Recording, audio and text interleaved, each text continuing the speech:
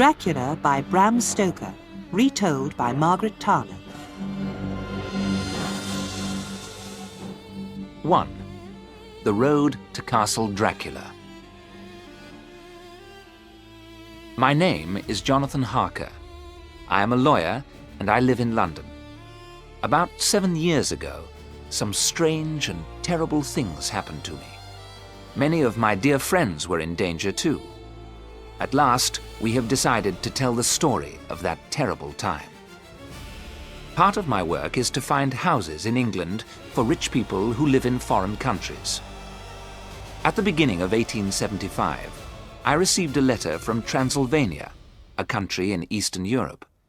The letter was from a rich man called Count Dracula. He wanted to buy a house near London. The Count asked me to find him an old house with a large garden. The price of the house was not important. I found him a large old house to the east of London. I wrote to the Count and he agreed to buy it. There were many papers which he had to sign. To my surprise, Count Dracula invited me to visit him in his castle in Transylvania. "Bring the papers with you," he wrote in his letter. "I can sign them here." I was very busy and did not want to go. Transylvania was far away, and few English people had been there. There was another reason too. I was going to get married in the autumn to my darling Mina. I did not want to leave England until we were married. But Mina said that I should go. "The Count is a rich man," she said. "You may be able to do more business with him. You can travel most of the way by train. In 2 weeks you will be home again." So I accepted Count Dracula's invitation. I left England at the end of April. Mina gave me a book about Transylvania to read on the train. On the morning of the 4th of May, I reached Bistritz, a small town in Transylvania. It was a beautiful day. The sun was shining on the great Carpathian Mountains. Somewhere, high up in those mountains, was Castle Dracula, where the Count lived. The coach from Bistritz would take me to the Borgo Pass. There, the Count's carriage would meet me. The coach left from the inn in Bistritz at 3 o'clock. I had 6 hours to wait. I decided to have a meal. Nobody in the inn spoke English, but the innkeeper spoke some German. He welcomed me, and I was soon eating a good meal. The inn was very crowded. I watched all the people in their brightly colored clothes. They were speaking in languages I could not understand. I drank some more wine and called to the innkeeper. "What can you tell me about Count Dracula?" I asked him. "Have you ever seen his castle?" The innkeeper walked away without answering my questions. All the people in the inn stopped talking. They looked at me in fear and surprise. Then they all began to talk at the same time. I heard the name Dracula and another word repeated several times. I looked at my dictionary. They were saying the word vampire. Where had I read the word before? I opened the book that Mina had given me. "There are many old stories about the vampires of Transylvania," I read. "Vampires are men and women who never die. Vampires have long, sharp teeth. They bite the throats of living people. Then they drink their blood. Everyone in Transylvania fears vampires. People often wear a cross to keep themselves safe." I shut the book quickly. Did people believe these stories? It was time for me to leave. I paid for my meal. Then I walked outside and got into the coach. There was a crowd of people outside the inn. Suddenly, the innkeeper ran forward and spoke to me through the coach window. "Must you go to Castle Dracula?" he said. "Do not go to that terrible place." "I have important business with the Count," I answered. "Then take this," the innkeeper said, "and may God help you." And he put a gold cross on a chain into my hand. As the coach began to move, strange thoughts went through my mind. Who was this man I was going to meet? Did Count Dracula have strange powers? I could not believe it. The coach began to move more quickly. The sun shone on the trees and the water of little rivers. There was snow on the tops of the highest mountains. What a beautiful country Transylvania was. The mountains were closer to us now, and the road went higher and higher. Shadows grew longer as the sun began to go down behind the mountains. Then suddenly the light had gone. The mountains and sky were dark. The coach went faster and faster. I could hear a terrible sound. It was the howling of wolves. The moon was shining now. I could see dark shapes near the road. The coach went higher and higher. And now I could see a narrow road to the right. The coach stopped. We were at the Borgo Pass. Down the narrow road came a small carriage, pulled by 4 black horses. As the carriage stopped, its driver shouted, "I have come from Castle Dracula. Where is the Englishman?" "Here," I replied. The driver jumped down from the carriage. He took my bag and held me by the arm. In a moment, I was sitting beside him, and the black horses were galloping up the narrow road. The driver wore a black cloak, and his hat was pulled down over his face. The mountains were high black walls on both sides of us. We were going so fast that I had to hold on to the carriage with both hands. Black clouds covered the moon. The carriage had no lights, and I could see nothing. Wolves howled all around us. The driver laughed. As the horses went faster, I closed my eyes in fear. Then suddenly, the journey was over. The driver pulled me down from the carriage. He threw my bag beside me. In a moment, the carriage and the driver had disappeared. I had arrived at Castle Dracula. 2. A prisoner in the castle. I looked up at the high castle walls. There were no lights in any of the windows. In front of me was a great wooden door.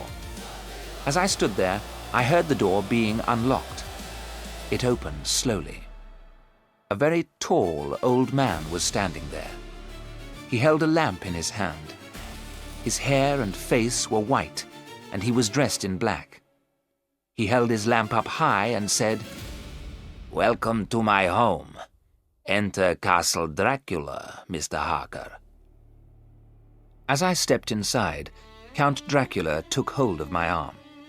He was terribly strong, and his hand was as cold as ice. The Count locked the door carefully and put the keys into his pocket. I followed him down long passages and up winding stairs. I walked like a man in a dream.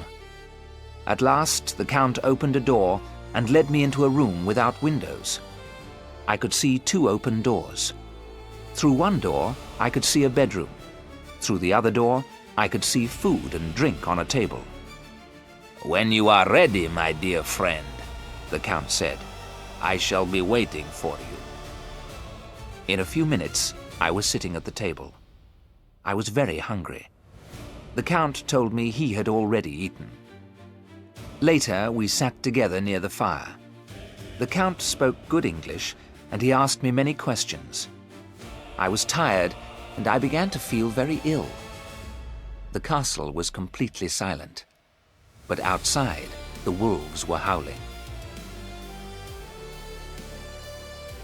"Can you hear the children of the night?" the Count said quietly. "Listen to their music." Count Dracula's face was very close to mine. The fire made his eyes shine with a red light. There was an unpleasant smell in the room. I wondered what it was. The Count smiled. He had very red lips, and his teeth were long and sharp. "You are tired," he said. "It is time for you to sleep." That night, I had strange and terrible dreams. In my dreams, I heard the sound of wolves and strange laughter.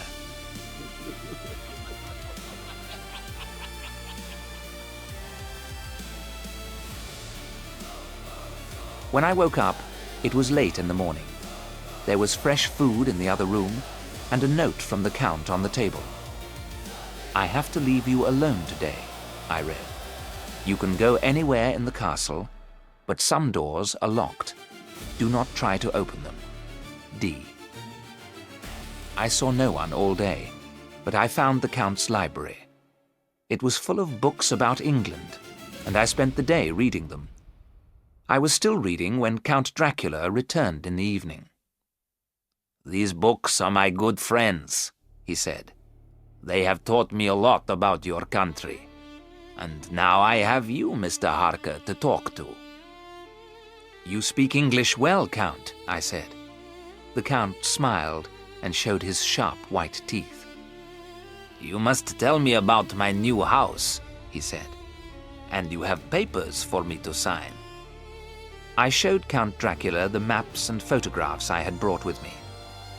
"The house is about 22 kilometers to the east of London," I told him. "It is large and parts of it are very old." "Good," said the Count. "I have always lived in an old house. I could not live in a new one." "The gardens have a high wall around them," I went on. "This is a photograph of the chapel. It is the oldest part of the house." "So I shall be near the tombs of the dead," said Count Dracula quietly. He held the photograph in his hand. For the first time, I noticed his long, pointed nails. The Count went on talking all night long. Once I must have fallen asleep. I sat up suddenly. Count Dracula was leaning over me. His breath had a terrible smell. What did it remind me of? As I opened my eyes, he turned away. "Well, my friend," said Dracula, "we have been talking all night. You are tired. Go to bed and sleep." But I did not sleep well. My mind was troubled. Once more, I had terrible dreams. It was very early when I woke up. I decided to dress and shave. I looked round my bedroom. To my surprise, there was no mirror. Fortunately, I had brought a small shaving mirror with me. I hung it by the window and began to shave. "Good morning, my friend," said a voice behind me. I was so surprised that my razor slipped and I cut myself. I turned. There stood Count Dracula. He had come up behind me. Why had I not seen his face in my mirror? The Count saw the blood on my face. He made a strange sound, and his hands moved towards my throat. His eyes shone with red fire. Then his hands touched the cross around my neck, and the fire in his eyes disappeared. "Take care," he said. "It is dangerous to cut yourself in Castle Dracula, and this mirror is not needed here." As he spoke, he threw my mirror out of the open window. It broke on the stones far below.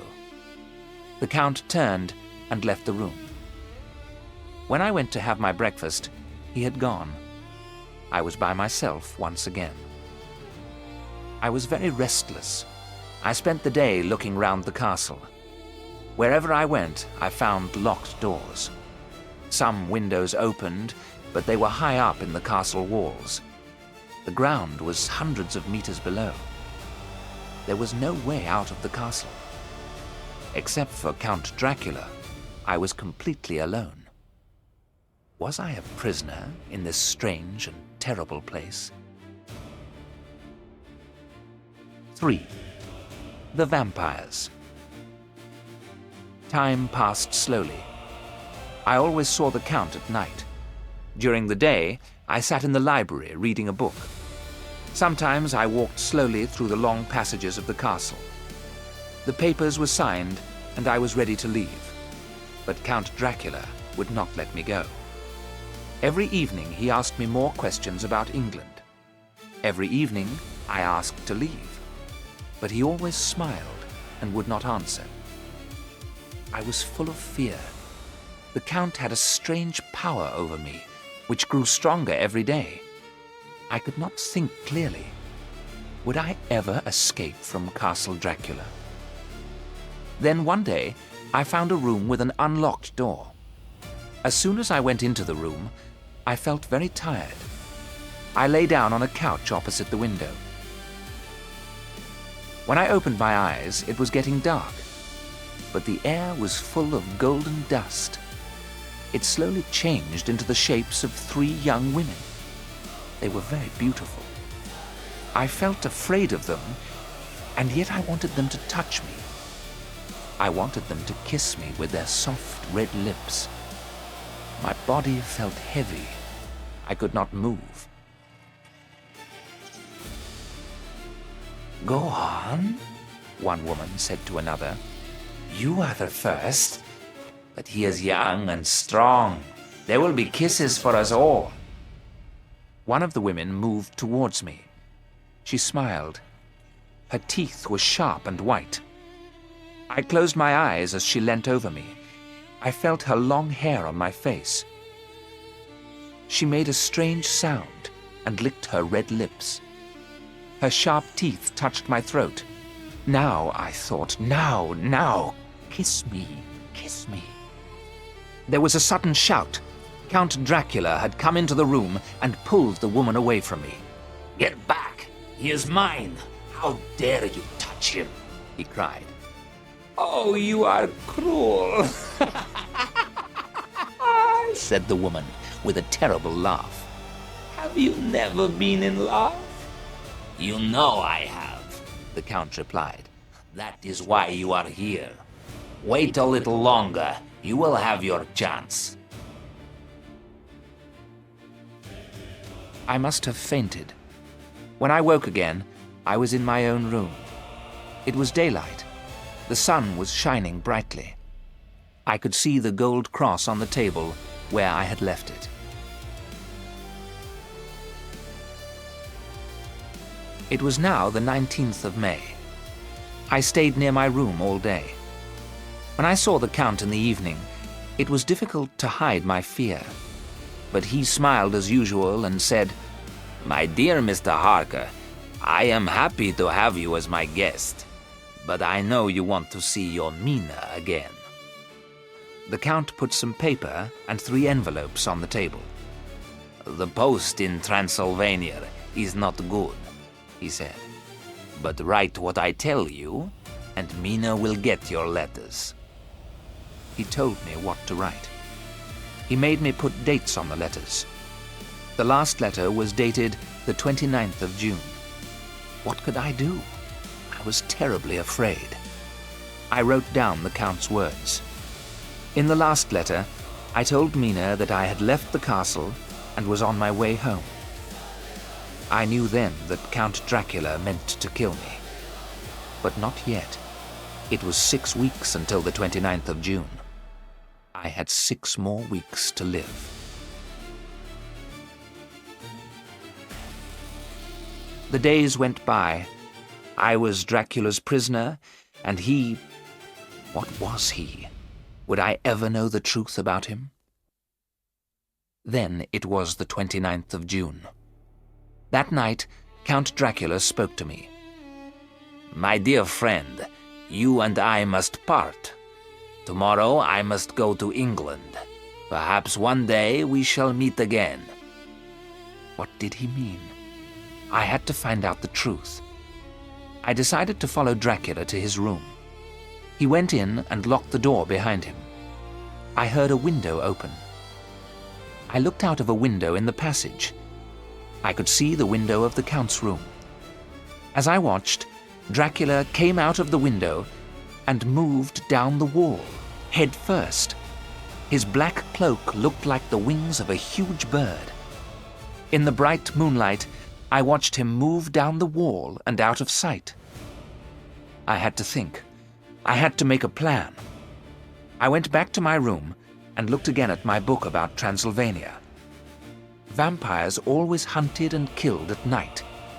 Sometimes they became animals, but during the day, vampires lost their strange powers. I had never seen Count Dracula during the day. If I went to his room in daylight, perhaps he could not harm me. Perhaps I could take his keys and escape at last. All night, I waited by the window in the passage. At dawn, Count Dracula returned. When the sun was high in the sky, I climbed out of the window. I moved carefully down the wall and across to the Count's open window. There was nothing in the room except a great heap of golden coins. One door was locked, but the second one opened, and I went through it. A stone stairway went down and down to a long passage. I was in an old chapel. The stones in the floor had been taken away. There were great holes where the earth had been. The chapel was full of wooden boxes, 50 of them. Their lids had not been fixed on. Each box was full of earth. One box was covered, and I lifted the lid. There, on a heap of earth, lay Count Dracula. His white hair was now dark grey. His thin white face was fat and red. Fresh blood ran from his lips, and there was a terrible smell. The smell of blood. The vampire was resting after his meal. His eyes were open, but he did not move. I could see his long white teeth. At that moment, I heard shouts and the sound of many feet. I ran back through the door and into the passage. The door closed behind me. I stood there, listening. The chapel was full of men. They were hammering down the lids of the boxes. Then I heard them pulling the boxes along the ground. A door was shut and locked. Count Dracula was on his way to England, and I was locked inside his castle. I ran down the passage, up the stone stairs, and back to the Count's room. I put some of the gold coins in my pockets and ran to the open window. The ground was many meters below. With a prayer to God, I climbed out of the window and moved slowly down the wall. 4. A visit to Hythe. In England, Mina was waiting for Jonathan Harker to return. His letters to her from Castle Dracula had been short and strange. Mina was worried. Was Jonathan ill? Why did he not return to England? In the middle of July, Mina was invited to stay with her friend, Lucy West. Lucy and her husband Arthur lived in the little town of Hythe by the sea. Arthur West was a doctor. Arthur is in Amsterdam, Lucy wrote. He is staying with Professor Van Helsing, his old teacher. Come and stay with me until your Jonathan returns. Hythe is not far from London. The sea air will be good for you. Mina travelled down to Hythe the following day.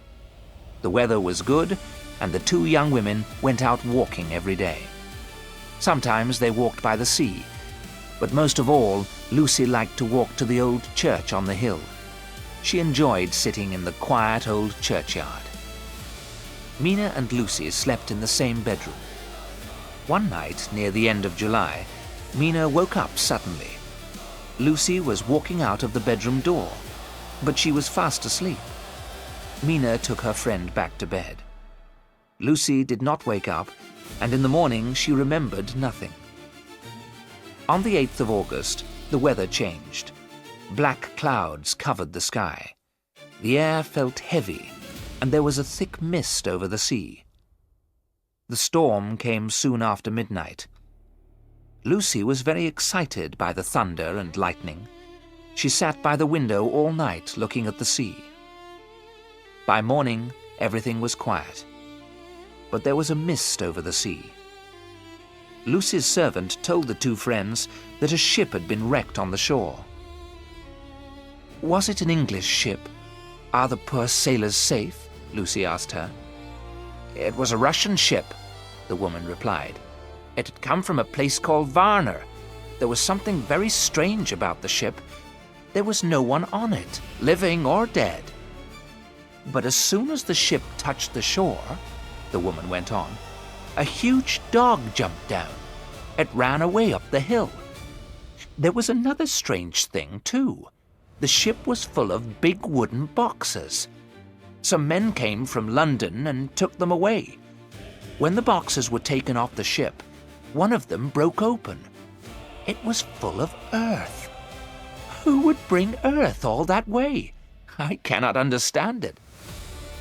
Lucy's face had gone white, but her eyes were shining.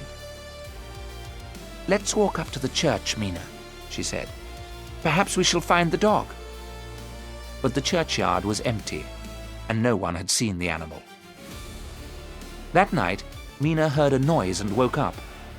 Lucy's bed was empty, and the bedroom door was wide open. Lucy was nowhere in the house. Mina put on her clothes and her shoes. Then, taking shoes and a shawl for Lucy, Mina ran out into the silent street. Where had Lucy gone? Mina looked up and down the empty street. Was Lucy in the churchyard? Mina ran up the hill and stopped for a moment at the churchyard gate. Yes, there was Lucy. Was there something moving behind her? Mina thought she saw a white face and 2 red eyes. But when she reached Lucy, her friend was alone. Lucy was half asleep. Mina put the shawl round her friend and took her back to the house.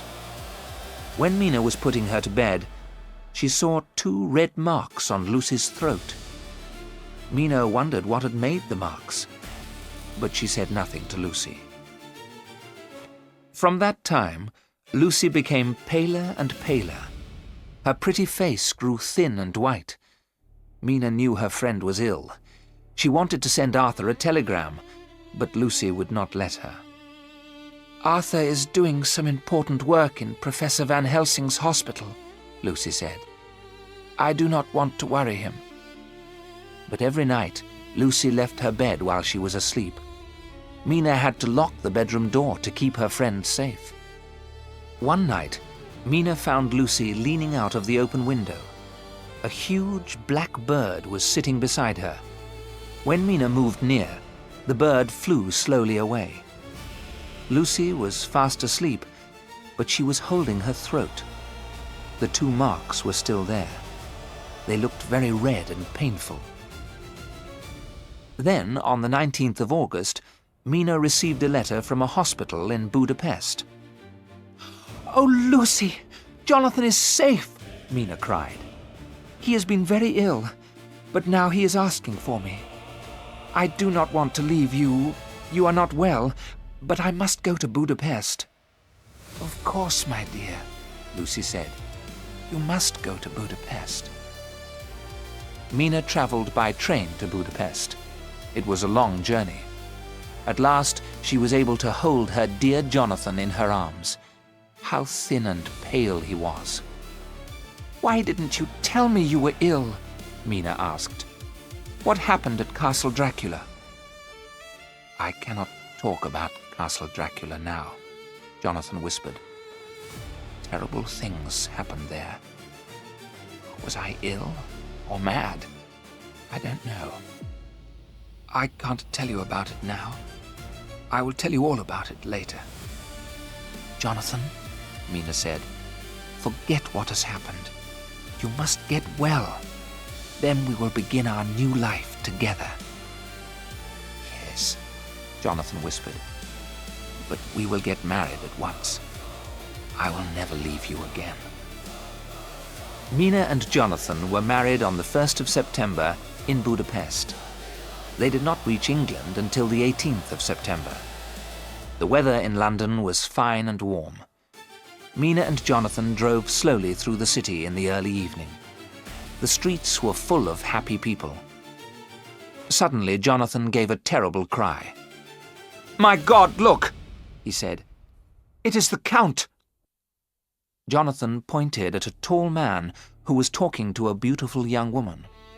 The man had a cruel white face. As he smiled, Mina saw his red lips and sharp white teeth. "Count Dracula is here in London!" Jonathan cried. "I was not mad. Those things did happen in Castle Dracula."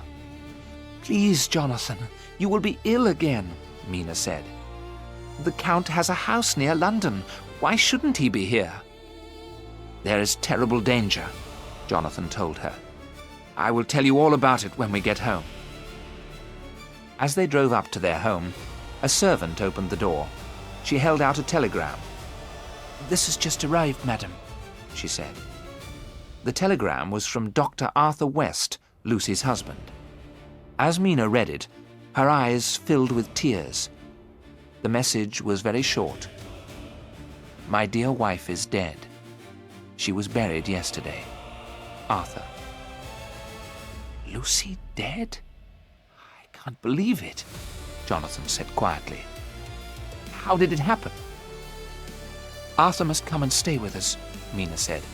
"I'll send him a telegram at once." That night, Jonathan told Mina all about Castle Dracula. He told her the terrible things that had happened there. And now Count Dracula was in England. What was he planning to do? 5. How Lucy Died. When Arthur West arrived at the Harkers' home, he was dressed all in black. His face was pale and sad. The three friends had many things to talk about. After dinner, Mina spoke to him quietly. "Arthur, dear, Lucy's death has been a great shock to us both. Can you tell us how she died?" "I returned from Amsterdam about a week after you left Hythe," Arthur replied. "By that time, Lucy was very ill. Her face was pale, and she was very thin. I examined her, but I could not find anything wrong." "Was Lucy still leaving her bed at night? Was she still walking in her sleep?" Mina asked. "Yes," Arthur said, "and she began to have strange dreams. She saw red eyes and golden dust moving in the air." "Golden dust," Jonathan repeated slowly. "Is the Count at work already?" "Go on, Arthur. I will tell you my story later." "The dreams worried me," Arthur went on. "I sent a telegram to Professor Van Helsing in Amsterdam. He came to Hythe immediately. When Van Helsing arrived, Lucy was too ill to get out of bed," Arthur told his friends. "Van Helsing examined her with great care. He told me that Lucy had lost a lot of blood. She needed a blood transfusion to save her life. I told the professor to take the blood from me." "Oh, God," Jonathan said quietly. "Were there any marks on Lucy's throat? Small red marks?" Arthur looked very surprised. "Yes, there were. How did you know?" he said. "The marks worried the professor very much." "Did the blood help Lucy?" Mina asked. "Yes, she looked better at once," Arthur replied. "And she had a quiet night. In the morning she was well and happy. Van Helsing visited her and brought lots of garlic plants." "Then the professor knew," Jonathan said quietly. "Knew what?" Arthur asked. "The garlic had a very strong smell, but Van Helsing put it all round our bedroom. Then he twisted some of the white flowers together and put them around Lucy's neck." "Why didn't the garlic keep Lucy safe?" Jonathan said. "I cannot understand it." Arthur told his friends the rest of the story. Van Helsing stayed in Hythe for a few days. Slowly, Lucy grew stronger. One night, Arthur went out to visit a sick child. Van Helsing was in the library reading. Lucy was sleeping in her room. The garlic flowers were round her neck, and she looked very beautiful. The bedroom window was shut. "I was away for several hours," Arthur went on. "It was morning when I returned, but the house was silent. I went into the library. Van Helsing was sleeping in the chair. I called his name, but he did not wake. Suddenly, I was afraid. I ran upstairs and into our bedroom. The window was broken. There was glass all over the floor. Lucy lay on the bed with her eyes closed. She had pulled the garlic flowers away from her neck." Arthur stopped talking. There were tears in his eyes. After a few moments, he went on. "I ran to get Van Helsing," Arthur said. "I called his name many times before he woke. Then he hurried with me to Lucy's bedroom. When Van Helsing saw Lucy, he told me she was dying. The marks on her throat had gone. Van Helsing said we must wake Lucy immediately. She must not die in her sleep. At that moment, Lucy opened her eyes. She looked at me and smiled. Then she spoke to me. Her voice was slow and strange. She told me a man had come to the window. He had called her again and again. She had opened the window and asked the man to come in. Lucy took hold of my hand. Her fingers were as cold as ice. Lucy asked me to kiss her. But as I leant over, Van Helsing pulled me away. Then Lucy's face became angry. Her eyes were cruel. She was ugly. Arthur covered his face with his hands. "It was terrible," he said. "She did not look like Lucy at all." "Poor Lucy," Mina said, and she held Arthur's hand. "Did the poor girl die peacefully?" "Yes, thank God," Arthur replied. "When she opened her eyes, she was beautiful again.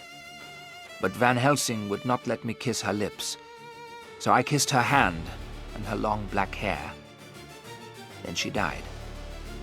Dear Lucy is at peace now." "Is she at peace?" Jonathan said slowly. "Has the professor gone back to Amsterdam?" "Yes, he has," Arthur replied. "But he said he would return if anything happened to Lucy. I did not understand him. Lucy is dead."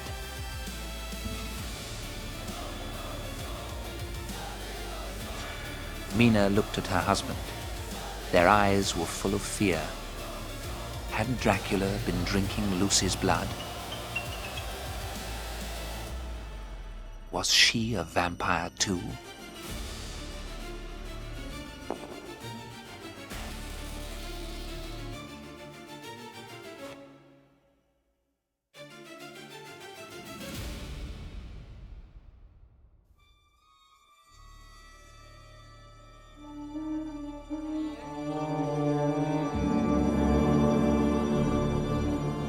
Six. The Beautiful Lady of Hythe.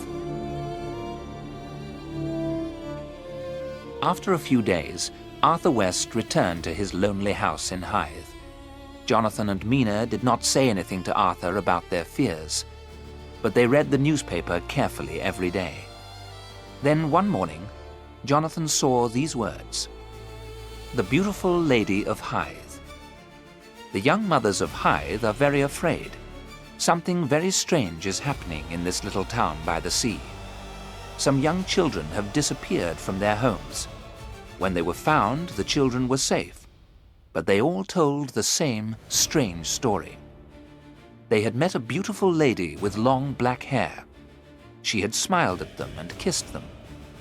All the children were found again in the old churchyard on the hill.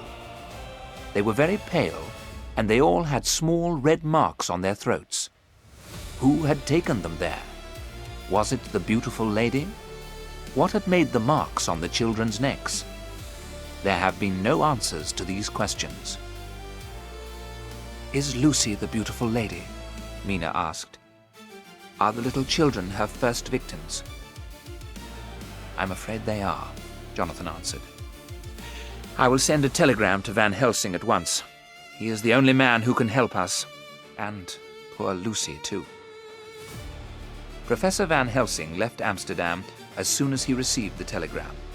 He went at once to the Harkers' home in London. Mina welcomed the old man with tears in her eyes. "Thank you for coming so quickly," she said. "We do not have much time," Van Helsing answered. "I will do all I can to help." That night, Jonathan told the professor about Castle Dracula. The professor asked many questions. "You were lucky to get away from Castle Dracula," the professor said at last. "Vampires have terrible powers. Count Dracula is the most powerful of them all.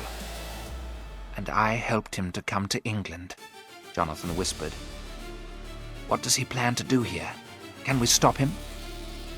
Let me tell you all I know about vampires, Van Helsing answered. I have studied their history and read many books about them. Some vampires are hundreds of years old.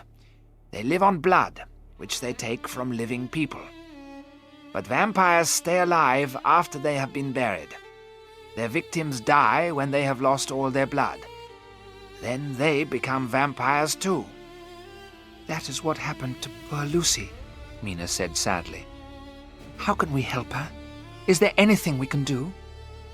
We have to do 3 things to stop the vampire, Van Helsing replied. First, we must open Lucy's coffin. Then we must hammer a sharp piece of wood through her heart. Lastly, her head must be cut off. Then she can rest forever. Dear Lucy, how terrible, Mina said quietly. How can we tell poor Arthur? We must go to Hythe at once, Mina, the old professor said. We must help Lucy as quickly as we can. We all loved her. We are the only ones who can help her. I shall be happy to help, Jonathan said quietly.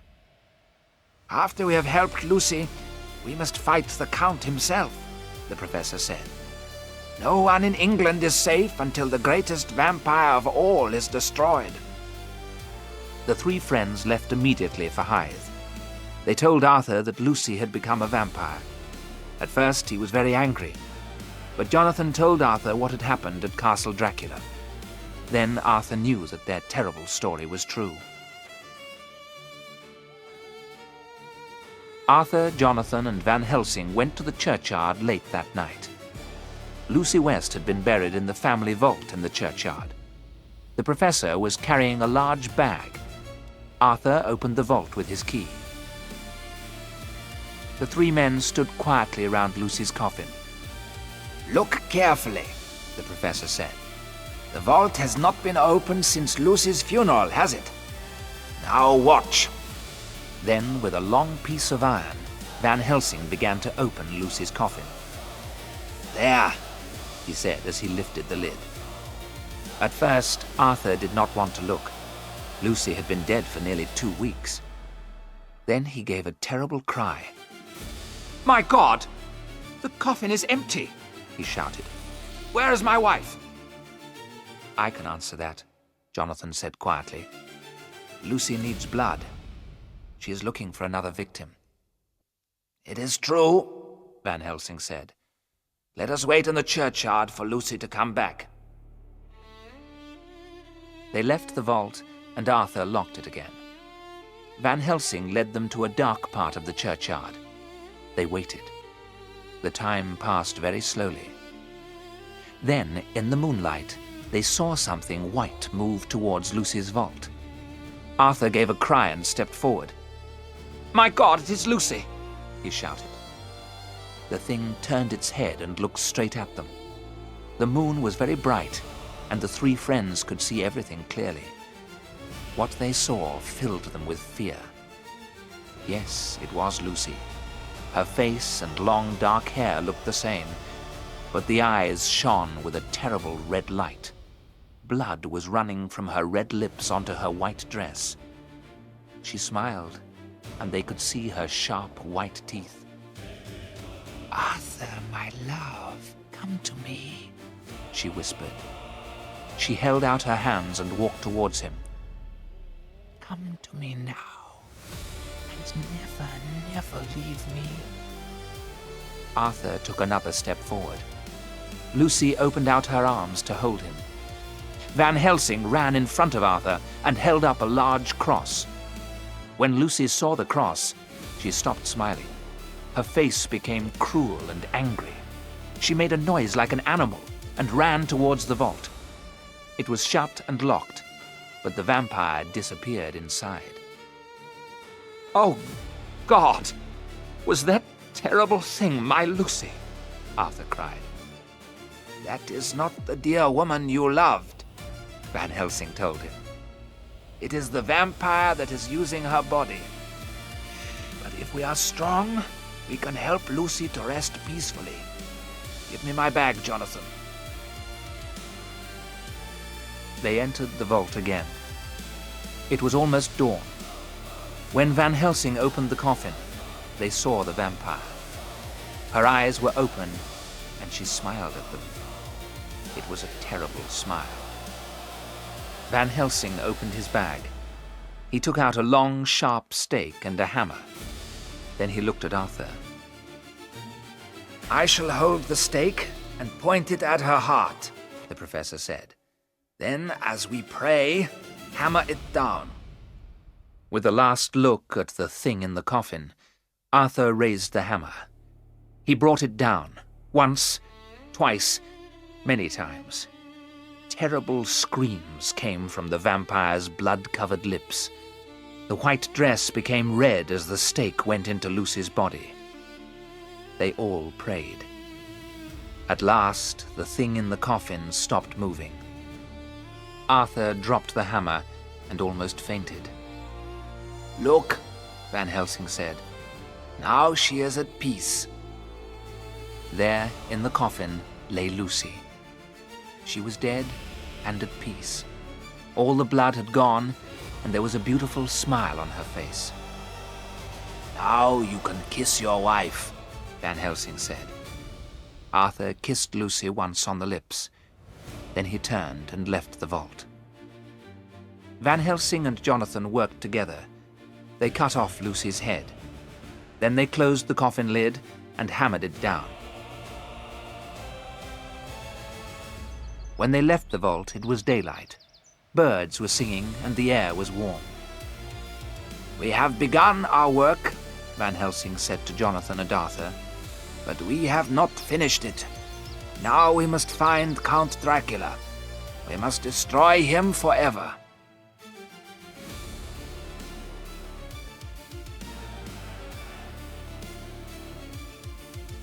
(7) The House of the Vampire. After they had left the vault, the friends slept for several hours. Then, later in the day, they met to make their plans. "We are all in danger," Van Helsing said. "Dracula must know that he has enemies in England. He will soon find out what we are doing. Then he will attack us." "Why don't we attack him first?" Arthur cried. "We must go to his house together. Where is his house, Jonathan?" "I can't remember," Jonathan replied slowly. "It's very strange. I think Dracula has made me forget. All the papers about his house are in my office in London." "Then let us all go back to London quickly," said Van Helsing. "We must find out where Dracula is hiding. It will be safer if we are all together. The vampire is very powerful." They went to London, and Jonathan hurried to his office. But he could not find the papers. They had all been taken. He returned home at once. He told the others what had happened. "Dracula has taken the papers," Van Helsing said. "He knows he is in danger. He knows we are his enemies. But vampires have no power during daylight. In daylight, Dracula rests in one of the boxes from Transylvania. They must be in his house." "But where is his house?" Mina cried. The old professor thought for a moment. Then he looked at Jonathan carefully. "If you agree, I shall hypnotize you," he said. "Then you may remember where Dracula's house is." "Yes, I agree," Jonathan said. "Do what you can, Professor. I am ready." Van Helsing sat opposite Jonathan and spoke to him quietly. The young man's eyes closed. He began to breathe more slowly. "Count Dracula has a house near London. Where is it, Jonathan?" the professor asked. Jonathan answered in a slow, clear voice. "The Count is living to the east of London," he said. "His house is very big and very old. There is a high wall round it." "How did you get there, Jonathan?" asked Van Helsing. "The nearest railway station is about a mile away from the house," What is the name of the station, Jonathan? Van Helsing asked. It is difficult to remember. There is a mist in front of my eyes. Now the mist is going. The name is Purfleet. The mist is coming back. A golden mist. I can see red eyes. They are looking for me. Wake up, Jonathan, the professor said quickly. Jonathan opened his eyes. You are in danger, Van Helsing said. Dracula knew what I was doing. We do not have much time. What shall we do? Arthur asked. We must get into Dracula's house and look for the boxes of earth, Van Helsing replied. You must stay here, Mina. Don't leave the house. Dracula is not far away. Remember what happened to Lucy. We cannot leave Mina here on her own, Jonathan cried. She will be safe, the professor said. No vampire can enter a house unless he is invited in. Lucy walked in her sleep, and Dracula met her in the churchyard. Stay in the house, Mina, and you will be safe. The three men left the Harkers' house in the afternoon. The things they needed were in their bags. They went by train. When they reached Purfleet Station, the professor asked a few questions. A man at the station was able to answer them. A tall, dark stranger had bought a big house not far from the station. Later, 50 huge boxes had been sent to the house. The stranger was living there alone. The three friends were sure that the stranger was Dracula. Very soon they were on the road to the house. As they walked, they became more and more tired. At last, they reached the old house. But the daylight had almost gone. Van Helsing looked at his friends. It is dark. We are late, he said. Dracula will have left the house. While he is away, we will destroy his resting places. The high wall of the garden was broken in one place. They were able to climb it easily. The garden was silent and empty. The house was dark. At the back of the house, they found a broken window. They were soon inside. The old house was full of dust. The air smelt unpleasant, and it was very cold. Every room was empty. Then, at the end of a long passage, they found a large wooden door. The key was in the lock, and Van Helsing turned it slowly. There was a terrible smell that reminded Jonathan of Castle Dracula. This place smells of blood, Arthur West whispered. As he held up his lamp, rats ran away from the light. Some steps went down to the old chapel. There, on the cold, wet stones, were the wooden boxes. Those are the boxes I saw in Castle Dracula, Jonathan said quietly. We must work quickly, the professor said, opening his bag. Dracula must not find us here. Inside every box we will place some holy bread. Then the vampire will be in our power. The men worked for many hours. One by one the boxes were opened. Then holy bread was placed on the earth inside.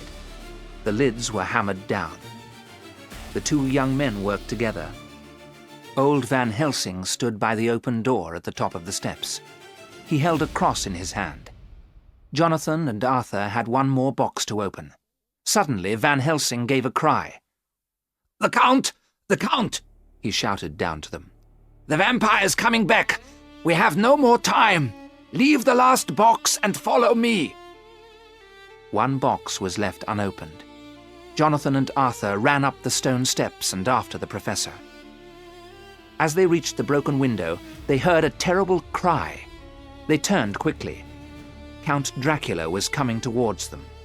His face was white and angry. His eyes shone with red fire. When the vampire saw Jonathan, he jumped at him like a wild animal. But Van Helsing stood in front of Jonathan and held up his cross. Dracula stepped back. "You cannot stop me," he cried out. "I am Dracula. I have lived and fought my enemies for hundreds of years. I have fought armies. How can 3 men stop me now?" Suddenly the house was full of strange mist. the three friends got out of the window and ran across the garden. They found the broken part of the wall and climbed over. In the road, the air was clear. The moonlight shone on the men's white faces. "Come," said Van Helsing. "We must get back to Mina. She may be in danger." The three friends hurried to the little station. They caught a train to London. When they reached Jonathan's house, it was quiet. Jonathan unlocked the front door, and the three men went upstairs to their own bedrooms. Jonathan opened his door quietly, and then he gave a terrible cry. His friends ran into the room after him. The bedroom window was wide open, and moonlight was shining into the room. Mina was on the balcony, and a dark shape was leaning over her. It was Count Dracula. One of his hands held the back of Mina's neck, the other held down her hands. But the vampire was not drinking Mina's blood. No, it was more terrible than that. Dracula was holding Mina's face to a long cut on his chest. He was making her drink his blood. The vampire turned his head. His eyes burned with a terrible red light.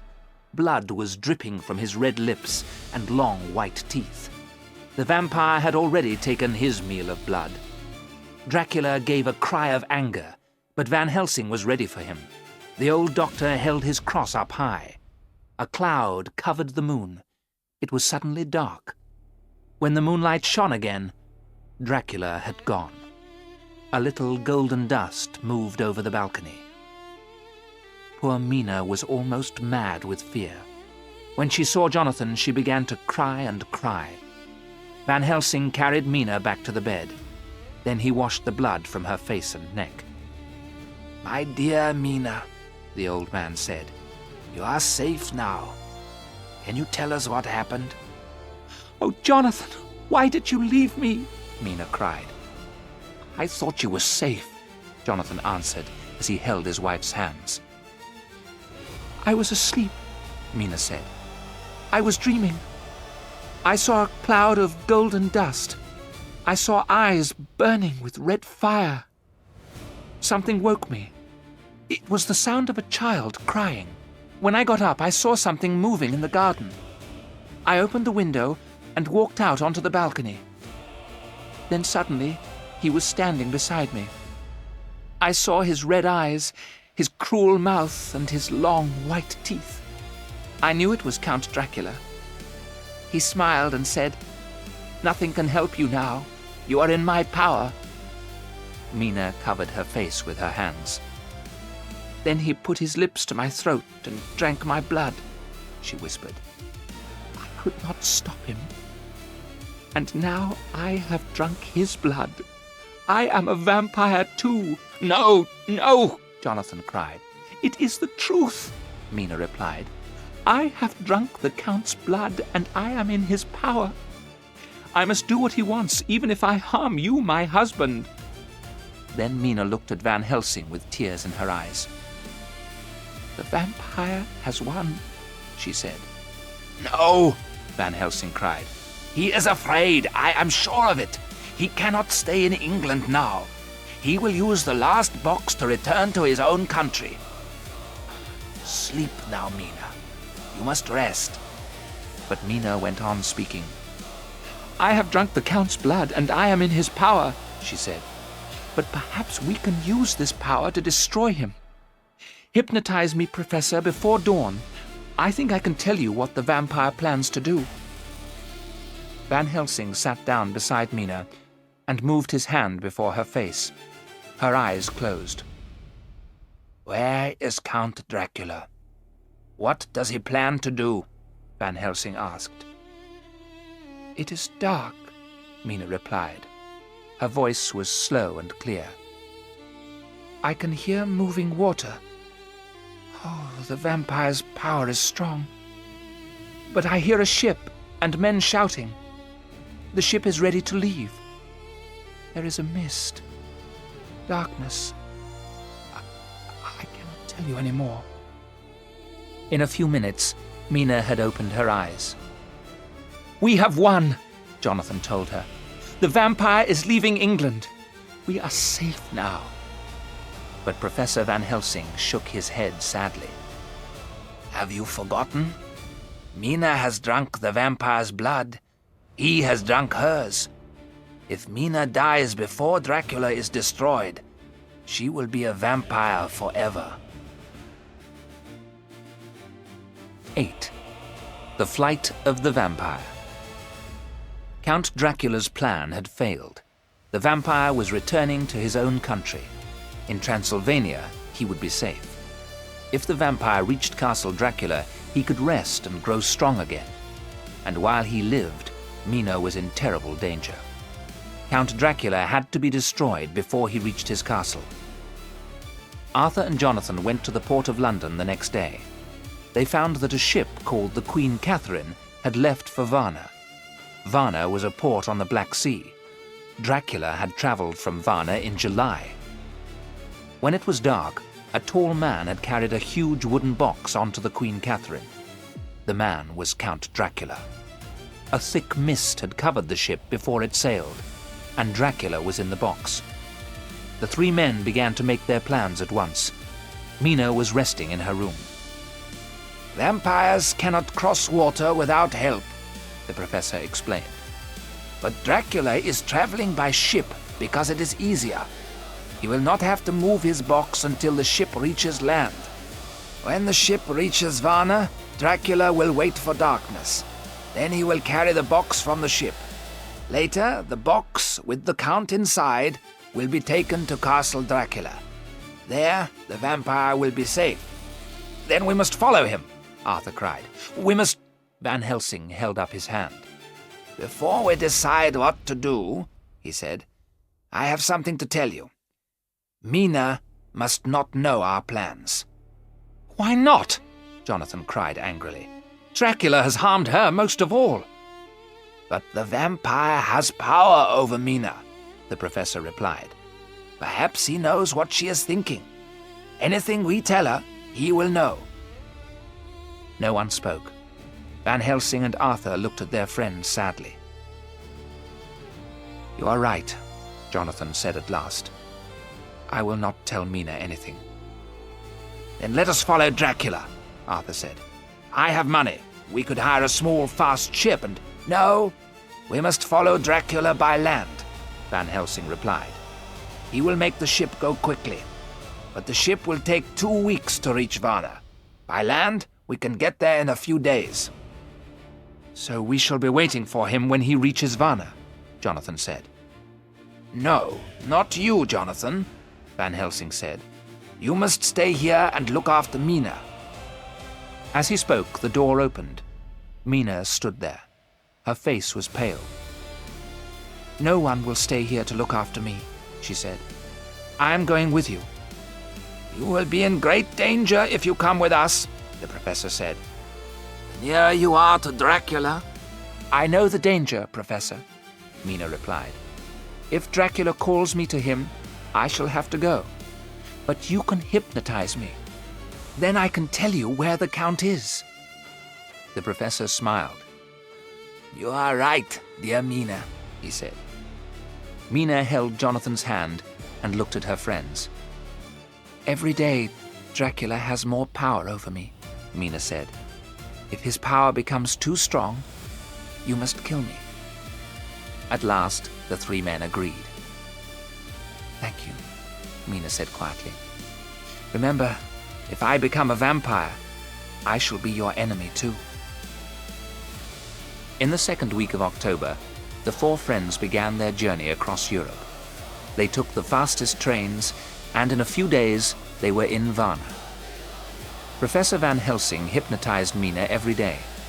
He hypnotized her before dawn and before darkness came. Dracula's power was not as strong then. Mina always said the same words. "Everything is dark. I can hear the wind. I hear the sound of moving water." So the friends knew that Dracula had not left the ship. They stayed in Varna waiting for news. More than a week passed. Every day Arthur went to the port. He asked if the Queen Catherine had arrived. Then, at last, news came. When Arthur told the others, his face was white. the Queen Catherine arrived at Galatz at 1 o'clock today," he said. "My God, what shall we do?" Jonathan cried. "Where is Galatz?" Mina looked at her map. "Galatz is a port on the river Danube," she said. "It is more than 200 kilometers away." "We must get a ship," Arthur said, but Jonathan did not agree. "I think we should go by train," he said. "What will Dracula do?" Mina asked slowly. "Will he go to Castle Dracula by water or by land? It is nearly sunset," she went on. "Professor, hypnotize me. I shall tell you what I can." Van Helsing did as Mina asked. At first she could not answer his questions, but at last she spoke. "I hear the sound of water. The water is moving fast. I hear birds singing. It is dark, dark. I cannot tell you any more. His power is too strong." 9. The Return to Castle Dracula. The friends took 2 days to reach Galatz. They were nearer to Dracula now. Mina was pale and ill. Sometimes she could not answer Van Helsing's questions. The professor took Mina to a hotel to rest. Arthur and Jonathan tried to get news of Dracula. They soon returned. Dracula's box was on a fast boat. The vampire was traveling up the river Seruth. The river Seruth went high up into the Carpathian Mountains. Castle Dracula was 20 kilometers from the river. "We must stop Dracula before he reaches the castle," Van Helsing told them. "In his tomb, the vampire will be safe, and then Mina will be in his power forever." "We must go up the river after him," Jonathan said quickly. "You and Arthur must do that," the professor replied. "Mina and I will go by land to Castle Dracula. We will get there before the vampire. I will put holy bread in Dracula's tomb." On the 23rd of October, Mina and Van Helsing went by train to Veresti. At Veresti, the professor bought a small carriage and 4 fast horses. It was winter, and it was very cold. Wolves were near, and they howled day and night. Professor Van Helsing hypnotized Mina every day. She always said the same words. "It is dark. It is dark. I can hear fast-moving water." Mina slept all day, and Van Helsing could not wake her. But as soon as night came, she woke up.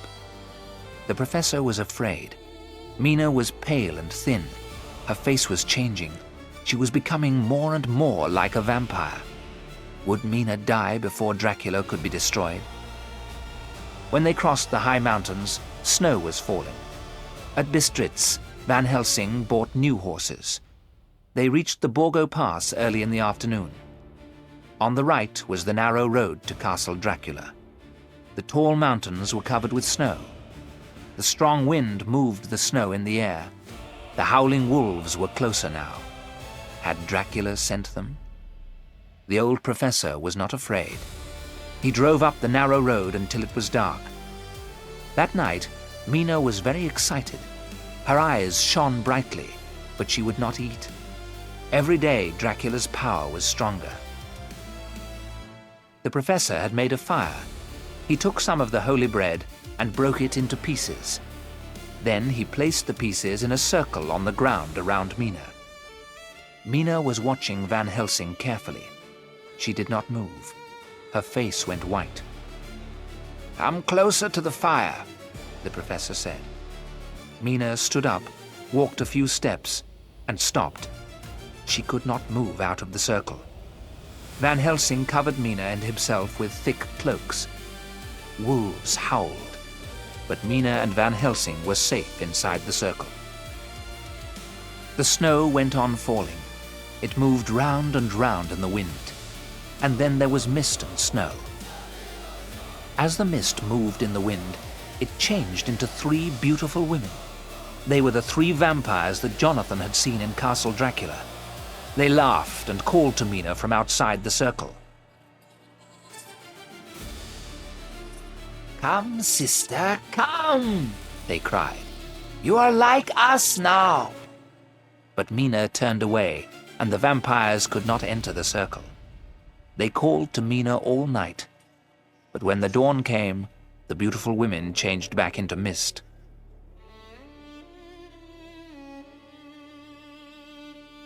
Mina slept. In the morning, the 4 horses were dead. Van Helsing made the fire as big as he could. He left Mina sleeping inside the circle. Then the old professor started to walk up the narrow road to Castle Dracula. The snow was very deep, and the wind blew into the professor's face. His bag was heavy. He was cold and afraid. He felt the vampire's power around him. Castle Dracula looked black against the white mountains. Van Helsing went on. At last he reached the terrible building. When he came to the chapel door, it was wide open, but the air inside smelled terrible, and he could not breathe. The chapel was full of old tombs. One tomb was bigger than the others. On it was written the name Dracula. When Van Helsing opened the tomb, he saw it was empty. The professor opened his bag. He took out some holy bread. He put the bread inside the tomb and closed the lid. The vampire would never enter it again. Then Van Helsing found the tombs of the 3 women vampires. They looked very beautiful. Their eyes were open, and they smiled at him. The old professor looked at them for a moment, but then he remembered Lucy. He took sharp stakes and hammered them through the vampires' hearts. How they screamed as he hammered down the stakes. But when the professor cut off their heads, the vampires changed. There was nothing in the tombs but dust. Then Van Helsing left that terrible place. Slowly he walked down the road to Mina. "My husband is near," Mina called out. "Quickly, I must go to Jonathan." The snow had stopped falling. The air was clear and cold. It was almost sunset, and the sun was red in the sky. To the north, Castle Dracula was a great black shape on the side of the mountain. Far below them, the river Seruth was black against the snow. They could see a narrow, winding road which went up the side of the mountain. Along this road, a cart was moving quickly. On the cart was a huge wooden box. Dracula was returning to his castle. Professor Van Helsing put his arm around Mina, but she was not afraid. "Look," she whispered. Behind the cart were 2 men on horses. "It is Jonathan and Arthur," Mina cried, "and they are moving faster than the cart." "The sun is going down behind the mountains," Van Helsing said.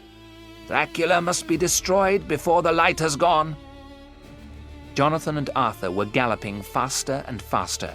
Their shadows were long and black on the snow. At last, the 2 friends reached the cart. The driver tried to hit Arthur, but Jonathan pulled the man down from the cart.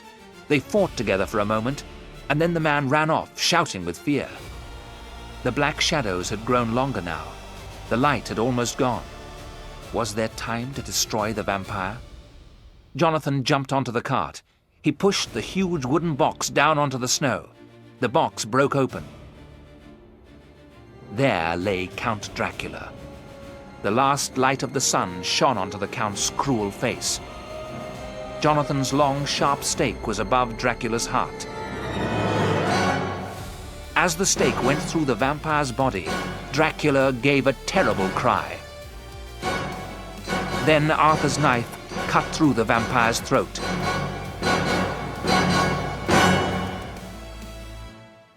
There was silence.